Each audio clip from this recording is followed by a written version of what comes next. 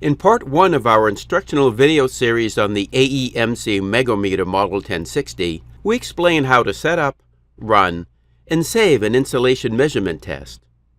In part 2, we now show you how to download the saved test data to a computer running AEMC's DataView software. This video assumes DataView with the Megohmmeter control panel has been installed on your computer. DataView installation is the subject of a separate AEMC video. The DataView Megohmmeter control panel is the primary interface for connecting with the Model 1060, downloading test results, and viewing the data on the screen.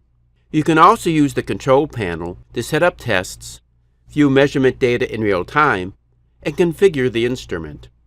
The Model 1060 communicates through an RS-232 serial cable that comes with the product. Insert one end of the cable into the instrument and the other into the computer. Next, turn the instrument on by turning the dial to any setting. Start the Megohmmeter control panel by opening the DataView folder on your desktop and clicking the Megohmmeter icon. When the control panel is open, the connection dialog box appears, which enables you to select the communication port and communication rate. Click the checkbox Show All Communication Ports. Then click the drop-down list in the Communications Port field and select the port through which the instrument is connected. If you don't know the port number, open your computer's device manager and click the Ports folder. The port number for the connection to the instrument will be listed. If you can't tell which listed port is the instrument, unplug it and plug it back in. The port will disappear while the instrument is unplugged and reappear when reconnected. Select this port number from the Communications Port drop-down list. Next, select the communication rate. For the Model 1060, the default baud rate is 9600. This can be changed on the instrument. If you do so, ensure the baud rate you select in the control panel matches the instrument setting. When you have completed both fields on the communication dialog, click OK. The control panel now connects to the instrument. When this is completed successfully, the word Connected appears in the lower right corner of the control panel status bar. A powerful feature of DataView is its ability to set up and run a recording session from the computer. You can configure the recording and view measurements as they are made in real time. You can then save the recorded test and format the data as a report or spreadsheet. To configure the test, ensure that the instrument is powered on. Then select Instrument in the menu bar and click Configure. The configuration dialog box appears. This is the main interface for configuring the instrument through DataView. We'll start by selecting the test duration. This can be from 1 minute up to 59 minutes. For our demonstration, we will specify 10 minutes.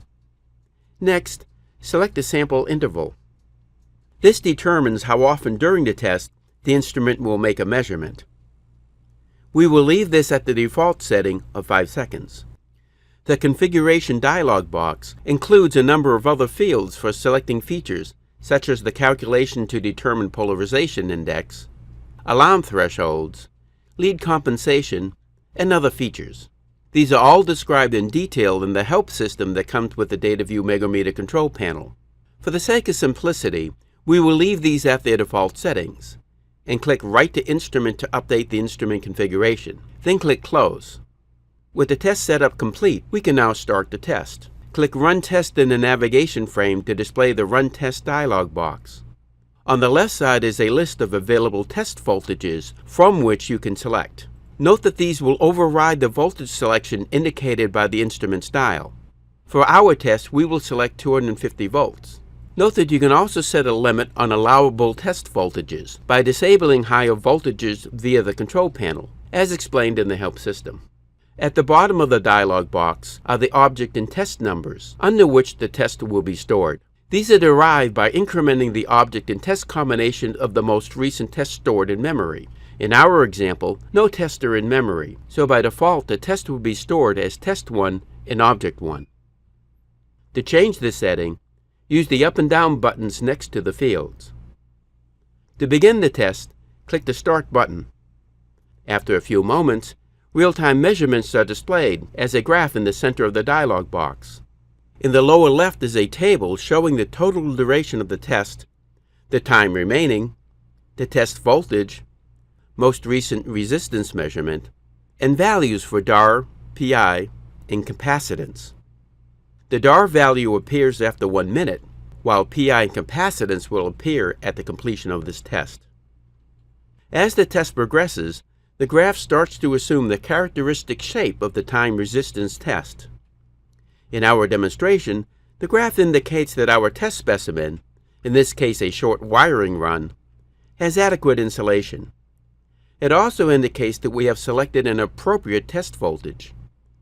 If instead the graph quickly rises to the top of the display and measurements are listed as out of range, stop the test and run a second test at a higher test voltage.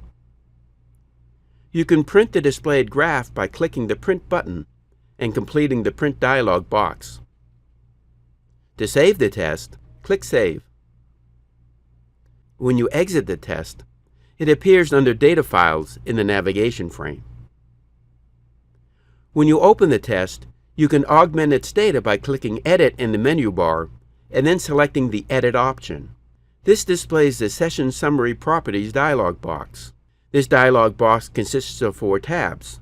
The first is named Test, and it lets you enter explanatory information about the testing session. For example, you can enter a more meaningful name, a 1-line description, and additional explanatory comments. The Object tab lets you change the name of the object in which the test is stored.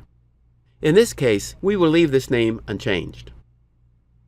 The Operator tab enables you to enter information about the person who conducted the test. Initially, this tab is blank. To enter data, click the Edit button near the bottom of the screen. You can enter a name or choose from a list of previously created operator records. For demonstration purposes, we have earlier created records for 3 operators. When you select one, the person's information automatically populates the fields on the tab. When this tab is complete, click OK. The final tab in the Session Summaries Properties box is labeled Site. This lets you enter information about the location where the test was performed. As with the Operator tab, you can complete the displayed fields or select an existing name from the site list.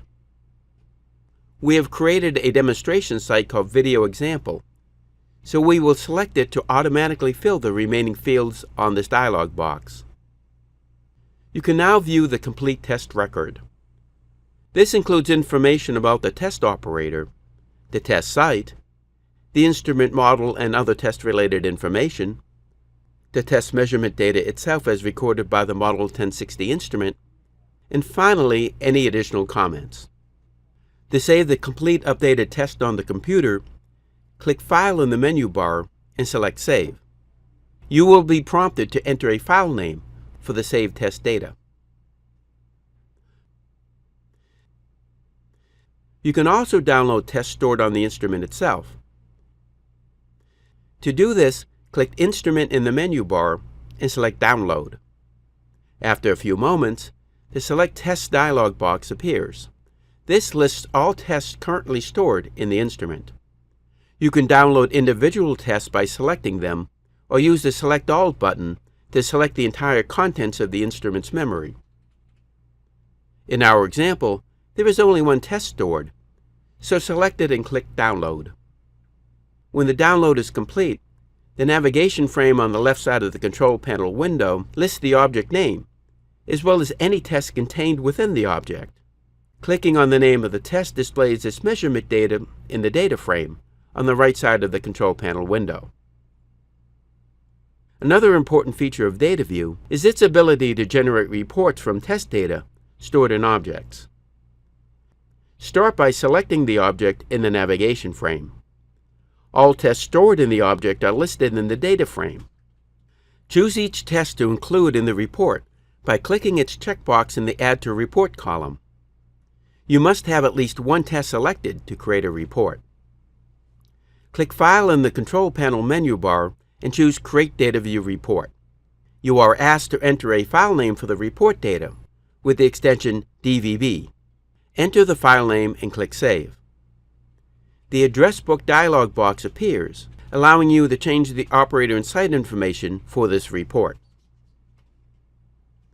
DataView now creates a report from the selected test data. By default, this report consists of a cover sheet, a page for each selected test, and a test summary worksheet. To save the report to the computer, click File when viewing the report, and then click Save, and specify a location for the saved report file. Note that DataView includes a number of features that enable you to customize your reports, displaying your test results for a wide variety of users and purposes. These report generation features are described in detail in the DataView help. This concludes our two-part series on setting up, downloading, and analyzing test results for the AEMC Megohmmeter Model 1060. For more information, please visit Technical.